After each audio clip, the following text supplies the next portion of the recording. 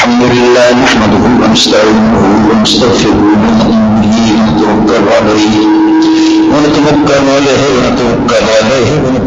عليه ونشهد أن لا إله إلا الله وحده لا شريك له عظيم عبده دهري ونعمه لا أول ولا آخر له ونشهد أن سيدنا وسندنا ومهدتنا ومعتمدنا روشنا لرياسنا ومغيثنا وغيثنا عوننا وعيوننا ومعيننا وعلمنا مطلوبنا ومسعوبنا ومرغوبنا ومحبوبنا آلانا وأولانا ومأوانا وملجأنا محمدا عبده ورسوله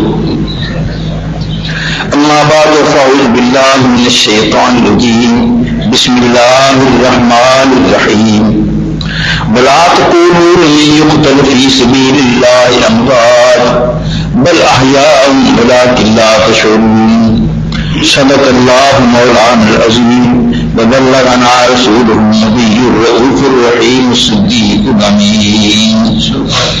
اللہ تعالی جل مجدہ حمد و ثنا حضور سید عالم صلی اللہ علیہ وبارک وسلم کی ذات بابرکات پر ہدیہ درود و سلام کے بعد محرم شریف کی آواز سے امام حسین پاک کی سیرت کا ذکر رہا، شہداء کا ذکر رہا. اب یہ اس مہینے کا آخری جمعہ ہے. آج شہید کے بارے میں ذکر ہے کہ کربلا کے شہداء جن پر ہماری جانی نثار ہے اور کائنات میں متعدد جو حیثیتیں شخصیتیں ہیں قیامت تک رہیں گی، وہ ان کے خون جو کربلا میں بہے وہ بھی خشک نہیں ہوئے، قیامت آ جائے گی مگر وہ خون تازہ ہی رہیں گے. شہید کسے کہتے ہیں؟ آج کے درس میں بات کہ امام حسین پاک شہید ہیں، حسن شہید ہیں، زین العابدین ہیں، دوسری شہداء کربلا ہیں، اور قیامت تک اللہ کی راہ میں لوگ سر کٹانے والے ان کی حیثیت کیا ہے. تو رب ذوالجلال فرماتا ہے بلا تقولوا لمن يقتل في سبيل الله اموات، وہ لوگ جو اللہ کی راہ میں شہید کر دیے گئے، قتل کر دیے گئے، انہیں مردہ نہ کہو. بل احیاء ولکن لا تشعرون، وہ زندہ ہیں تمہیں شعور نہیں ہے.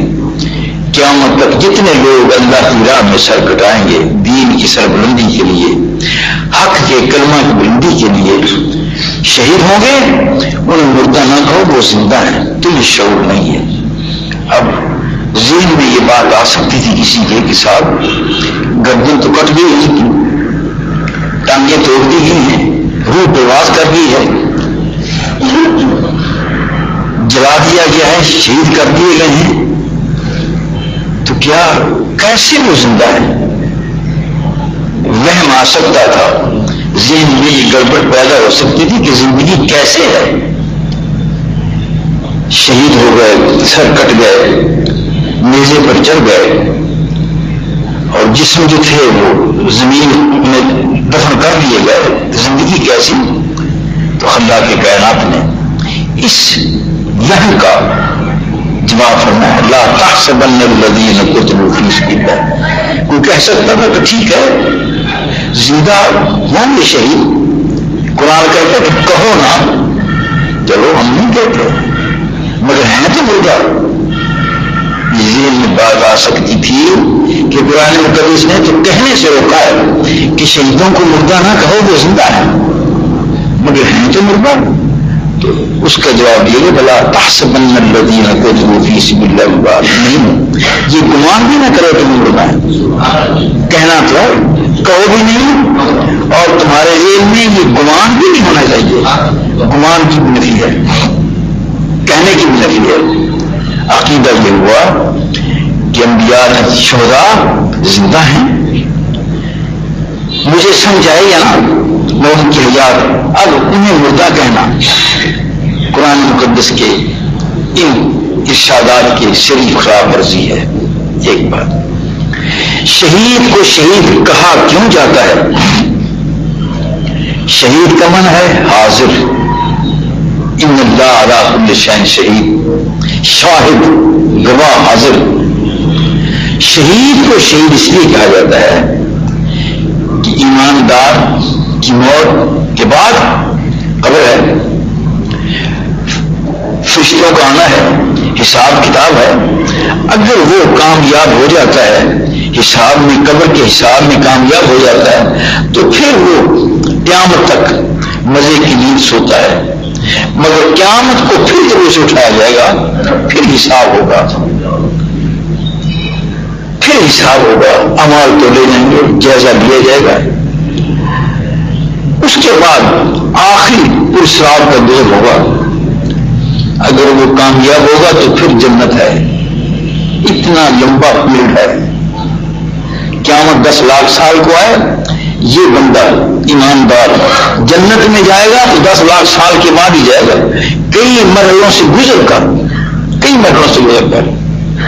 قبر کا مرحلہ ہے، پرسراب کا مرحلہ ہے، حشر کا مرحلہ ہے، حساب کا مرحلہ ہے، عمل اعمال کے تولنے کا مرحلہ ہے۔ تو شہید کا معنی حاضر ہے، اس کا معنی یہ ہوا کہ شہید کے لیے یہ سارے مرحلے ختم ہیں۔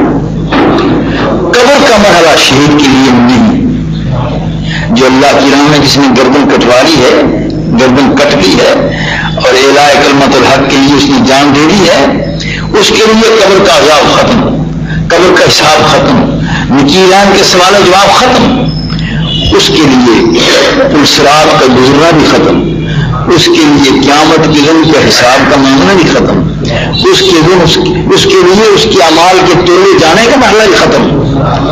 یعنی یہ یہاں شہید ہوا فوراً سیدھا جنت میں چلا گیا۔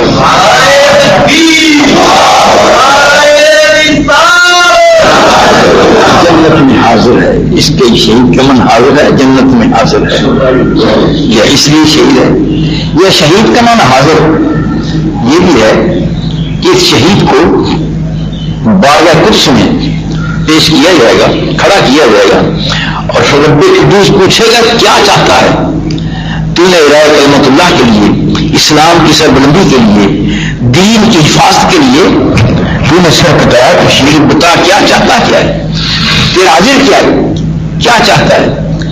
تو یہ شہید کہے گا جو حاضر ہوا بارگاہ قدس میں، کہے گا اللہ میرا جی چاہتا ہے کہ پھر مجھے بھیج دے، پھر مجھے بھیج دے، اسی طرح پھر میری گردن کٹے، اسی طرح پھر میں شہید ہوں۔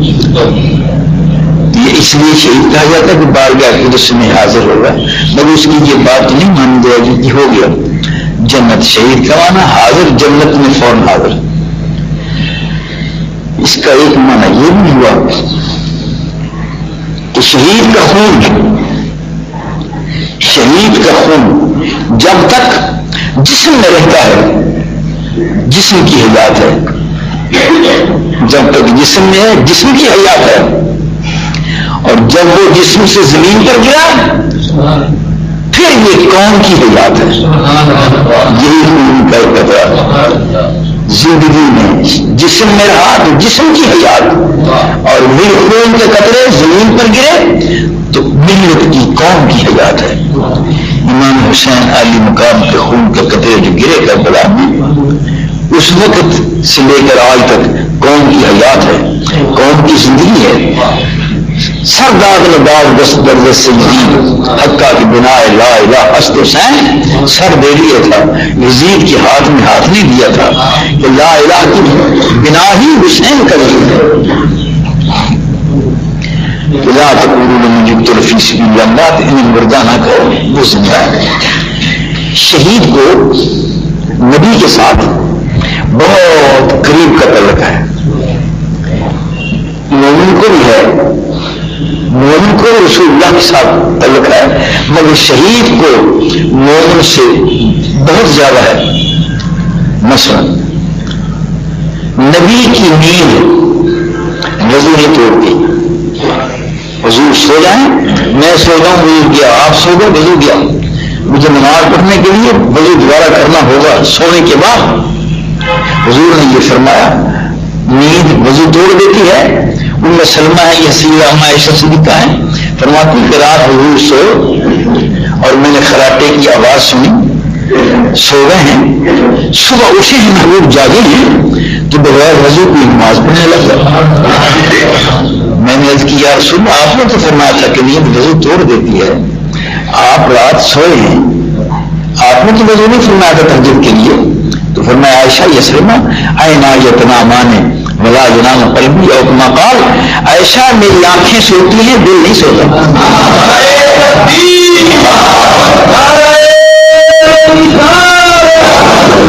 شہید کی متعلقی ہے، شہید کی نیند نبی کی نیند وضو نہیں توڑتی، اور یہ شہید جو اللہ کی راہ میں سر کٹا لی ہے جس نے، یہ پہلے نہایا ہے وہی غسل کافی ہے۔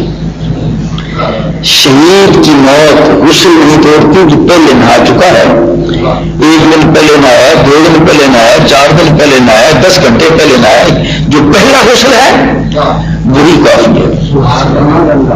اب اس شہید کی موت غسل نہیں توڑتی اور نبی کی نیند وضو نہیں توڑتی، یہ بھی ایک بڑا قریب کا تعلق ہے، یہ بھی ایک تعلق ہے شہید کو نبی کی ذات کے ساتھ کہ شہید کے جسم کو زمین نہیں کھاتی، شہید کے جسم کو زمین نہیں کھاتی، شہید کا وجود جسم قائم ہے، اور نبی کے جسم کو بھی زمین نہیں کھاتی۔ ان اللہ تعالی حرم الارض ان تاکل اجساد الانبیاء، اللہ نے زمین پر حرام کر دیا ہے کہ نبیوں کے جسموں کو کھائے، زمین پر حرام ہے، تجھ پر حرام ہے کہ تو نبی کے جسم کو کھائے۔ انبیاء علیہ السلام معراج کی سب معراج کا عقیدہ ہے، ملت اسلامیہ کا عقیدہ ہے کہ مسجد اقصی شریف میں حضور نے 1,24,000 جو کم و بیش انبیاء علیہ السلام کو نماز پڑھائی، امامت کروائی ہے، سارے منتظر ہیں کہ امام ہیں۔ جبریل نے میرا ہاتھ پکڑے تو مسئلے پر کھڑا کر دیا، اور سارے نبی پیچھے موجود ہیں۔ یہ کہاں سے آ گئے تھے؟ عرصہ ہو گیا ان کی وصال کو، مگر حضور کے پیچھے نماز پڑھی ہے۔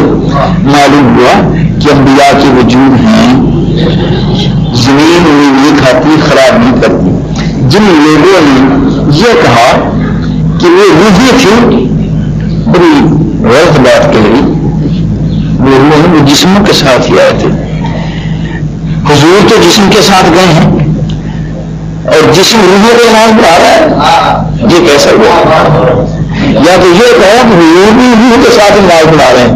اگر یہ مانتے ہو کہ حضور اسلام نے جسم کے ساتھ پہنچے ہیں اور اپنے جسم اطہر کے ساتھ نماز پڑھائی ہے، تو پھر مانو کہ سارے نبی اپنی قبروں سے جسموں کے ساتھ آئے تھے اور نماز پڑھی ہے۔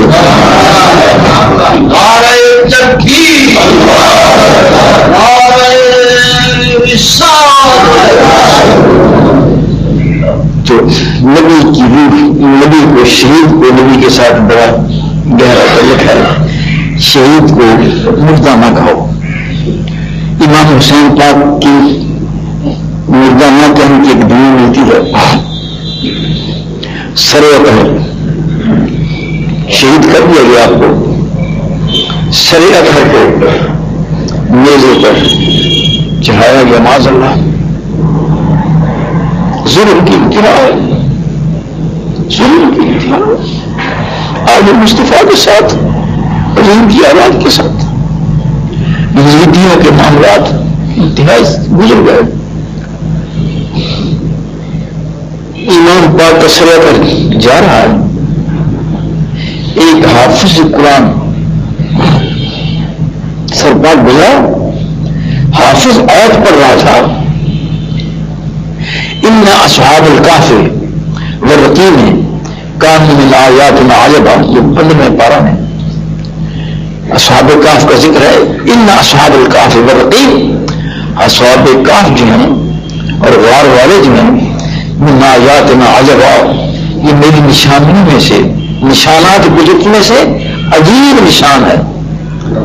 قرآن مقدس یہ فرماتا ہے، سر اطہر قریب سے گزرا، لوگوں نے سنا، آواز سنی، سر اطہر نے اس حافظ کے اس آیت پڑھنے پر جواب دیا آج من اصحاب الکہف قتلی و حملی، یہ ٹھیک ہے قرآن مقدس نے فرمایا مگر میرا قتل ہونا اور میرا میلے پر اٹھایا جانا یہ کوئی کم آدمی نہیں ہے، یہ بھی نشانات قدرت میں سے معلوم ہوتا ہے کہ حیات لا تکون لمن یقتل فی سبیل اللہ بل احیاء، آپ نے یہ گفتگو فرمائی ہے تو زندگی ہے ولکن لا تشعرون، تمہیں اس کا شعور نہیں ہے کہ ان کی زندگی کیسے ہے۔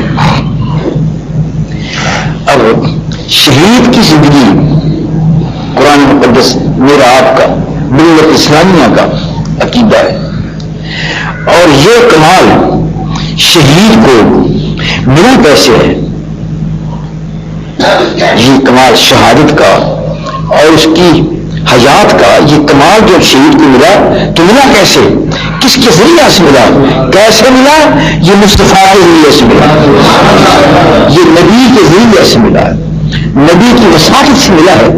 نبی نے شہید کا یہ درجہ مقام بیان کیا جس کے ذریعہ سے شہید کی یہ حیات ہے میرے بیٹے، تو جس کے ذریعے سے یہ حیات ملی اس کی حیات کا انکار نہیں کیا جائے گا۔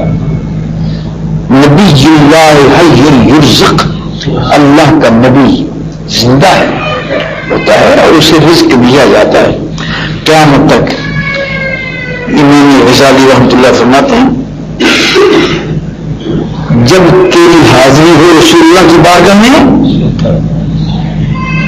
تو کہے السلام علیکہ یا رسول اللہ، اور حضور تجھے وعلیکم السلام کا جواب اپنے جسد اثری سے دیں گے، اپنے جسد اثر کے ساتھ اس کا جواب دیں گے۔ یہ ایک نہیں ہے کہ میری باتوں سے یہ نہ سمجھنا کہ میں حضور کی موت کا قائل نہیں ہوں، ایسی بات نہیں ہے، موت آئی ہے، حضور صلی اللہ علیہ وسلم پر موت آئی ہے، اس مسئلے کو سمجھا یوں جائے کہ میری آپ کی ہم ایماندار لوگ ہیں، ہماری موت آتی ہے، میری تیری روح کو، مومن کی روح کو قیامت کے دن یہ دنیا آسمانوں پر اچھی جگہ پر رکھا جائے گا، جنت الفردوس کے کسی مقام پر مومن کی روح کو جنت الفردوس کے مقام پر رکھا جائے گا۔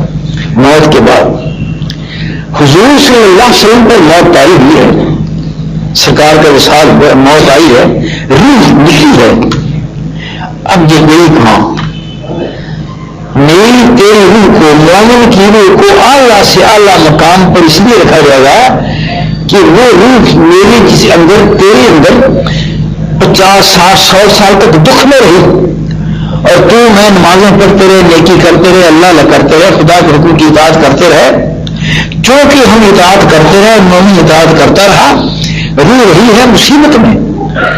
اب اس کا سوا یہ ہے کہ اس جنت کا جو اس کے جسم سے، مومن کے جسم سے جو اعلیٰ مقام ہے وہ روح کو دیا جائے۔ یہ پہلے 60 70 80 100 سال وہ جسم میں پابند رہی، قید و بند میں رہی ہے اور اس نے دکھ اٹھائے ہیں، اب اس کا سرا یہ ہے کہ اعلیٰ ترین مقام سے دیا جائے، اب اس روح کو جنت کے اعلیٰ مقام میں دیا گیا۔ اب میرے آپ کی مان جانے کے والی کائنات کے شہنشاہ سید عالم صلی اللہ علیہ وسلم کے لیے موت آئی ہے، روح نکلی ہے تو روح کہاں گئی؟ اگر اب اس روح پاک کو جنت کا کوئی بھی مقام دیا جاتا ہے تو وہ اس روح کی اصول کے قید ضابطے کے مطابق صحیح نہیں ہے، اس لیے کہ روح وہی کہاں جس میں مصطفیٰ میں روح وہی رسول اللہ کے جسم پاک میں، اور رسول اللہ کا جسم پاک جنت سے کروڑوں درجے آگے ہے۔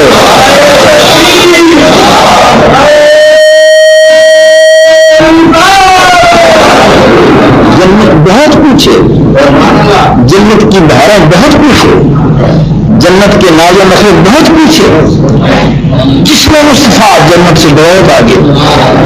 اب اس روح پاک کو جنت کے کسی حصے میں رکھا جائے گا تو اس کا حق ادا نہیں ہوگا. یہ تو رہی ہے جسم پاک میں جو جنت سے کروڑوں درجے اچھا تھا اس کا حق کیسا ادا ہوگا؟ تو پھر یہ جواب ذہن میں نہیں آتا ہے کہ اس روح سے کہا جائے گا کہ تیری جنت میں تو وہیں جا جہاں سے آئی تھی. اور روح محبوب پاک علیہ السلام کی جسد میں. اور آج ملت اسلامیہ کا زبردست اگر کسی نے اختلاف کیا ہوگا تو 100 سے 2 4 10 ہوں اختلاف کرنے والے 98% جمہور محدثین فقہا کا اہل علم کا یہ عقیدہ کہ حضور اپنے جسد اطہر کے ساتھ قبر میں جلوہ گر ہے. تو شہید کو مردہ نہ کہو. امام حسین پاک کے سر اطہر میں پڑا آزاد من اصحاب الکہف قتل محمد. ایک اور روایت ہے جو اس کی تائید کرتی ہے. ایک راہب عیسائی کی عبادت گاہ سے یہ قافلہ گزرا ہے. یہ امام عالی مقام کا سر لے کر بڑے خوشی خوشی رقص کرتے ہوئے جا رہے تھے کہ یزید سے انعام حاصل کریں گے. یزید کے حکم کی اطاعت ہوئی ہے. پچھلے جمعے بھی ذکر کیا تھا کہ کچھ لوگ یزید کی حمایت میں بہت بڑھ جاتے ہیں. اللہ نے ہدایت دے, اللہ نے ہدایت دے. انسان یزید کے اصل قصور نہیں ہے. یہ تو فوج کیسا بے خبر حکمران ہے, کیسا بے تکا حکمران ہے کہ اتنا بڑا عظیم مار کا ہو رہا ہے اور اسے پتہ ہی نہیں. ہر حال یہ ان کا مدینہ کے رسول نے 2 لفظوں میں یہ بات کہی ہے کہ جو میں اور وہ اکٹھے بیٹھ جاتے ہیں. اگر اس کا یہ عقیدہ ہے کہ یزید حق پر تھا تو وہ دعا کرے کہ یا اللہ مجھے یزید کے ساتھ ملا دے, میں آمین کروں گا. اور میرا عقیدہ ہے کہ یزید غلط تھا, امام حسین حق پر تھے, تو وہ آمین ہے. اس پر کوئی راضی بھی نہیں ہوگا اور نہیں سکتا. ایک راہب سے گزرے, راہب نے دیکھا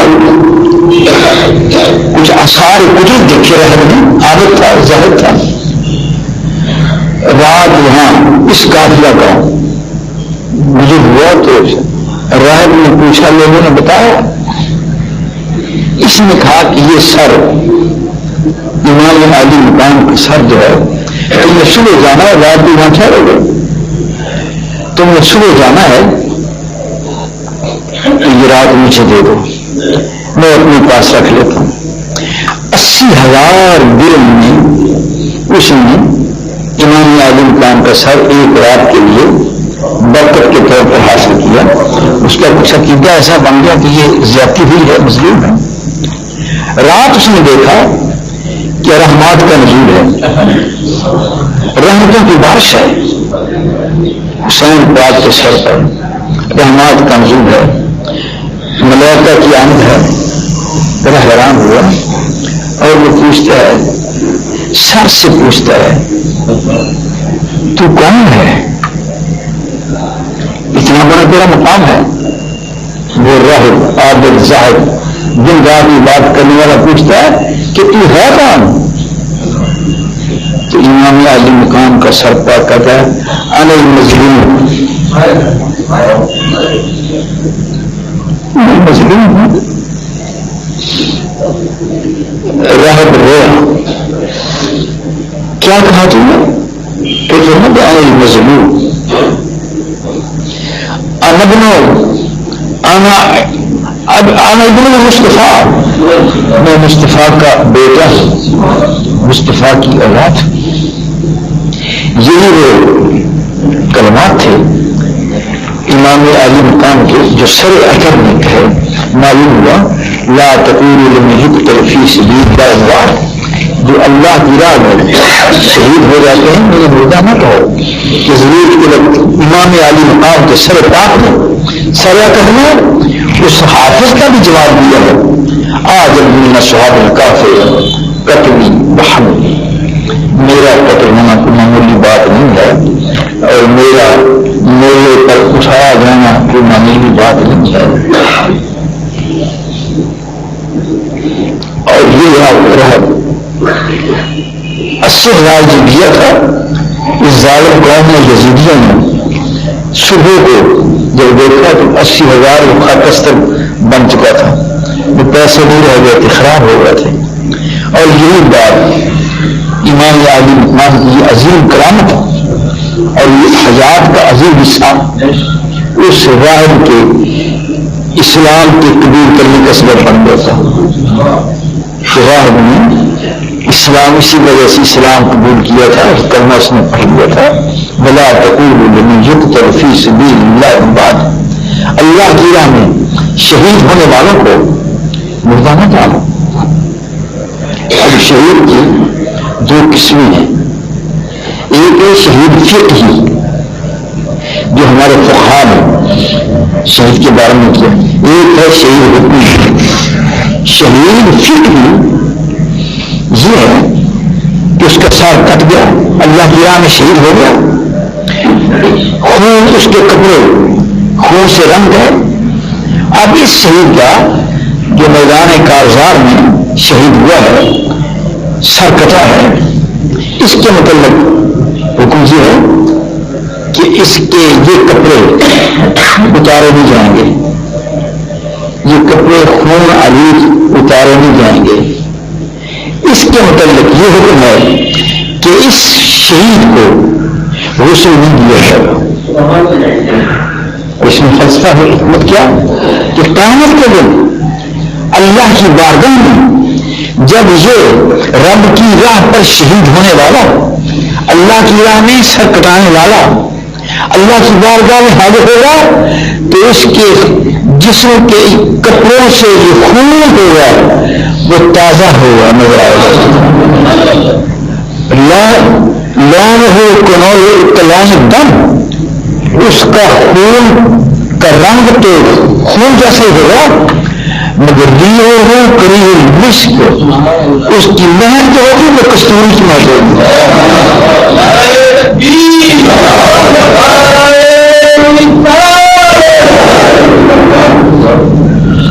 یہ فقہ ہے.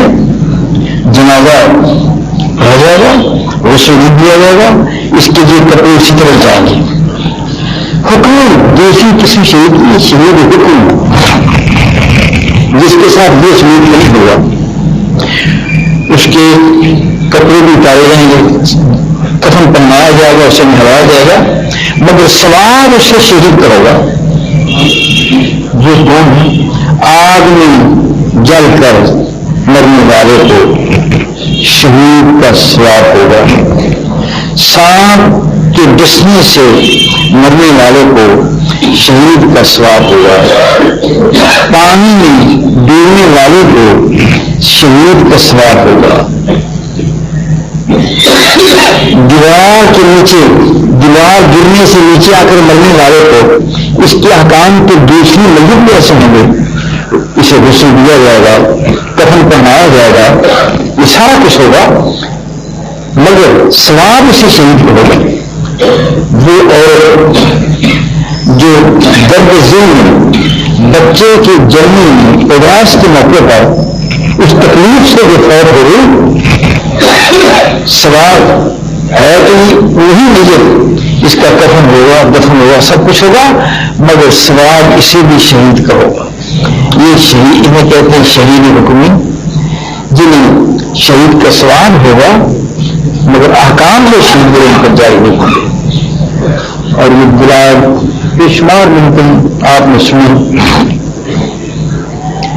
ہمارے ایک بزرگ ہیں علامہ جلال الدین سیوطی رحمۃ اللہ تعالی علیہ، جنہوں نے بے شمار مرتبہ اور میں 70 یا 80 مرتبہ بیداری میں رسول اللہ کی زیارت کی ہے، جانتے ہوئے زیارت کی ہے.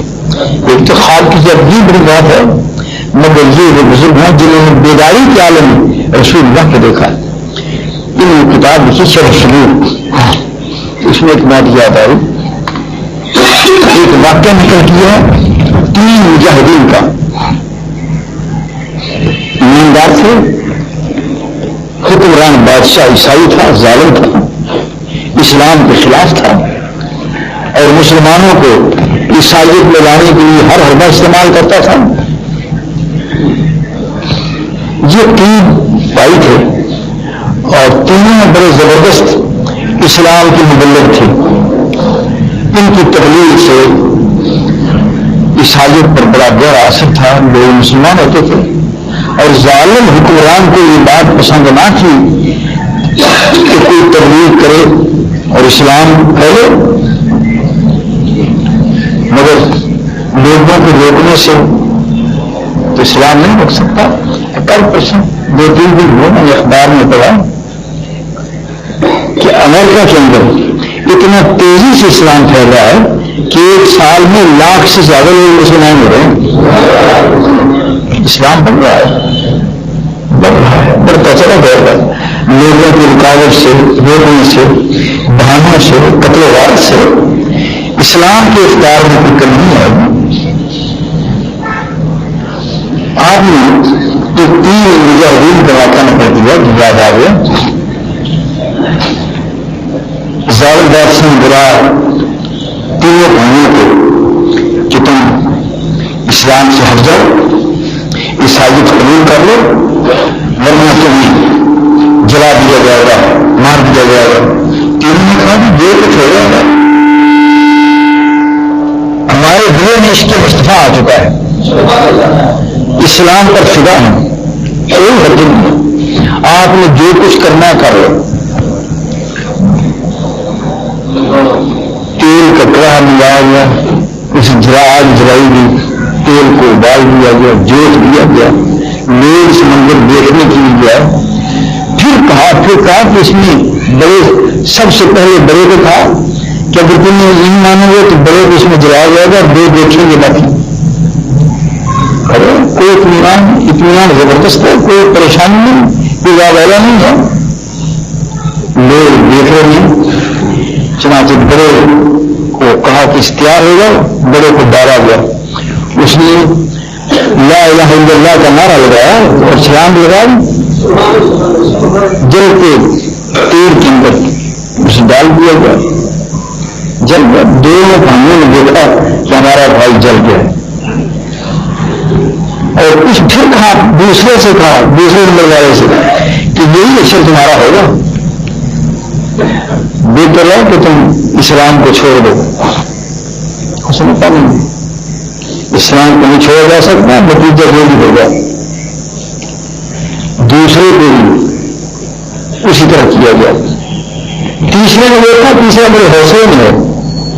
تیسرے سے کہا گیا کہ یہی اثر تیرا بھی ہوگا، تو اسلام کو چھوڑ دو. اس نے کہا ٹھیک ہے، وہی اثر میں نہیں رہیں گے، مگر اسلام نہیں چھوڑ سکتے. ان الذین قالوا ربنا اللہ ثم استقاموا تتنزل علیہم الملائکہ. جن لوگوں نے کہہ دیا ہمارا رب اللہ ہے اور پھر دکھ آئے، مصیبتیں آئیں، غم آئے، سارا کچھ ہوا، ان کو اللہ ہمارا رب اللہ ہے. تتنزل علیہم الملائکہ. ایسے لوگوں پر فرشتے اترتے ہیں، ان فرشتے سلام کرتے ہیں. فرشتے ان کے دکھ میں کام آتے ہیں، ان کی بیماری میں کام آتے ہیں. راستہ بھول جائیں تو فرشتے میں راستہ بتاتے ہیں. اور ان کی موت پر فرشتوں کا جم گھٹا ہوتا ہے. اور ایسے بندے کی روح کو اسرائیل لے کر گھر سے لپیٹے ہیں تو وہ ہزاروں فرشتے اس بندے کی صاحب استقامت بندے کے استقبال کے لیے مجبور ہوتے ہیں. یار مجھے دے مجھے دے مجھے دے مجھے دے مجھے. آسمان تک فرشتے یہی تکرار کرتے چلے گئے.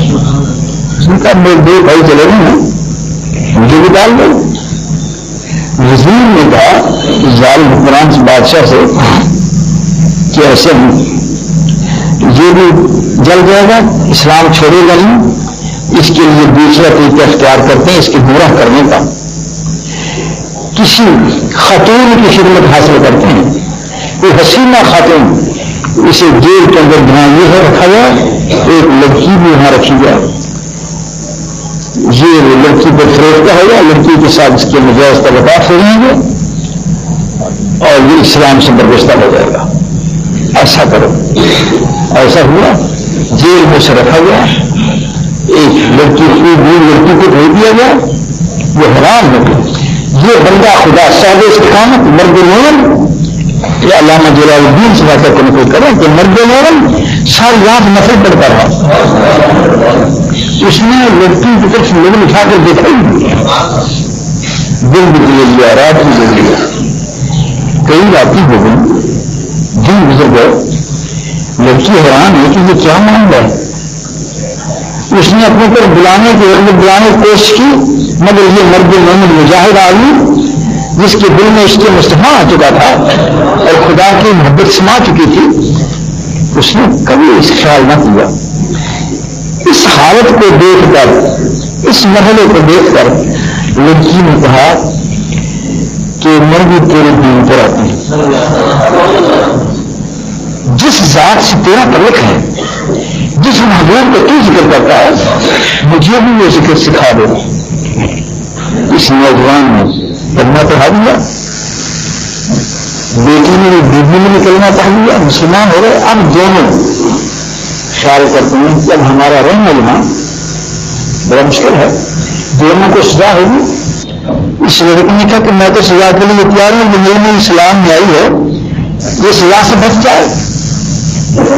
دونوں نے وہاں سے رات کے وقت فرار کیا، راستے میں اندھیری رات تھی، دونوں جا رہے ہیں، پیچھے سے کوڑے دوڑنے کی آواز آئی کہ کوڑا دوڑتا آ رہا ہے۔ اس جوڑے میں لڑکے اور لڑکی مزہ آ گئی، اس لڑکی آج سنی تو کہا کہ کون آ رہا ہے؟ وہ کوڑے دو کوڑے آ رہے تھے۔ جب بزرگ گئے تو نے آواز دی کہ ٹھہرو، گھبراؤ نہیں، پریشان نہ ہو۔ اس لڑکے سے ہوگا کہ ہم دونوں کو ایک بھائی ہیں جو تیرے سامنے جلا دیے گئے تھے۔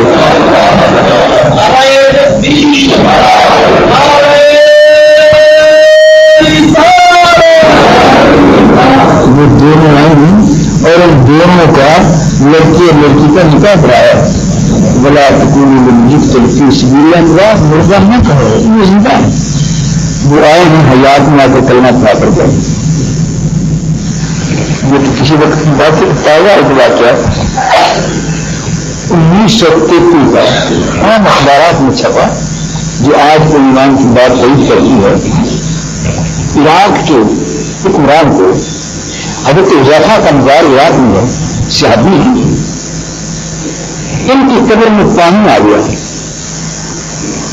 حضرت حذیفہ رضی اللہ تعالیٰ نے خواب میں بادشاہ کو ملے کہ مجھے قبر سے نکال دو، میری قبر خراب ہو رہی، قبر سے نکالو۔